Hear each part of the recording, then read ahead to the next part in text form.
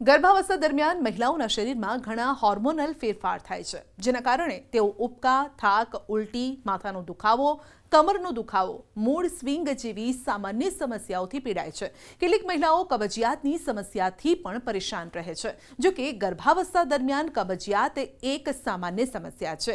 જો તેની સમયસર સારવાર ન કરવામાં આવે તો તે અન્ય શારીરિક સમસ્યાઓ તરફ દોરી શકે છે અને આવી સ્થિતિમાં ગર્ભાવસ્થા દરમિયાન કબજિયાતના કારણોને જાણ્યા પછી ડોક્ટરની સલાહ સાથે આ ઘરેલું ઉપચાર આપ કરી શકો છો.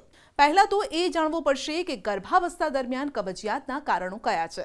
ગર્ભાવસ્થા દરમિયાન કબજિયાતની સમસ્યા ઘણા કારણોસર થઈ શકે છે. ગર્ભાવસ્થા દરમિયાન પ્રોજેસ્ટેરોન હોર્મોનમાં વધારો થવાથી તમારા આંતરડા સહિત શરીરના સ્નાયુઓને આરામ મળે છે.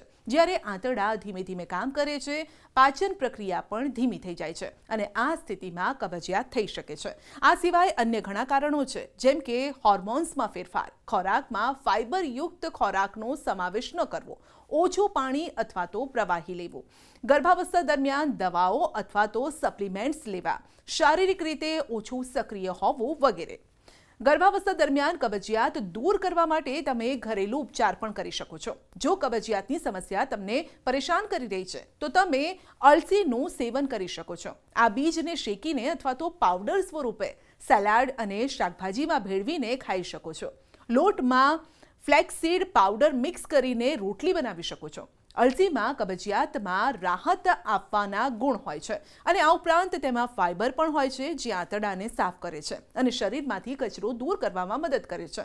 શક્ય હોય ત્યાં સુધી તમારા આહારમાં ફાઇબરયુક્ત ખોરાકનો સમાવેશ કરો.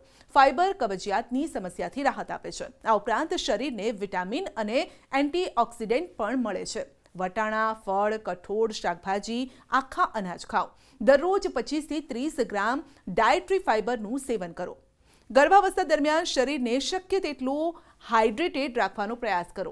વધુ પાણી પીવો. દરરોજ 12 ગ્લાસ પાણી પીવું. આ ઉપરાંત નારિયેળ પાણી, લીંબુ પાણી, ફળોના રસ જેવા પ્રવાહી પીવાની આદત રાખો. આનાથી આંતરડાની ગતિમાં સુધારો થશે. શૌચ સમયે કોઈ દુખાવો પણ નહીં થાય. શારીરિક રીતે સક્રિય રહો અને તમે જેટલા વધુ શારીરિક રીતે સક્રિય રહેશો, કબજિયાત થવાની શક્યતાઓ ઓછી હશે. સગર્ભા સ્ત્રીએ અઠવાડિયામાં 3 દિવસ ઓછામાં ઓછી 30 મિનિટ કસરત કરવી જોઈએ. આ આંતરડાને ઉત્તેજિત કરે છે. ચાલવા જાઓ, યોગ કરો. જો તમે પ્રેગ્નન્સી દરમિયાન એક્સરસાઇઝ અને યોગ કરવાથી ડરતા હોવ તો એક્સપર્ટની સલાહ લીધા પછી જ તેને ફોલો કરો. એટલું જ નહીં, પ્રેગ્નન્સી દરમિયાન જ્યારે પણ તમને ટોયલેટ જવાની જરૂર લાગે ત્યારે તરત જ ટોયલેટ જાઓ. સ્ટૂલને રોકશો નહીં. જો પેટ સાફ ન થાય તો ગર્ભાશય અને આંતરડામાં સમસ્યા ઊભી થઈ શકે છે અને આ સાથે જ હરસની સમસ્યા પણ થઈ શકે છે. એઝ ડૉક્ટર્સ અમે ઘણી બધી તમને દવાઓ સજેસ્ટ કરતા હોય છે, પણ એઝ પેશન્ટ્સ તમે ઘરે શું કરી શકો છો? તો ઘરે તમારે 3 ઇમ્પોર્ટન્ટ વસ્તુ કરવાની છે. સૌથી પહેલાં તો પાણીનો ઇન્ટેક વધારવાનો છે. એટલીસ્ટ 2.5 થી 3 લીટર્સ લિક્વિડ્સ 24 કલાકમાં જવા જોઈએ. બીજી વસ્તુ છે ફાઇબર્સ. ફાઇબર્સ વધારે થાય તો એ બલ્ક ફોર્મ કરે અને કોન્સ્ટિપેશનથી તમને રિલીફ કરે.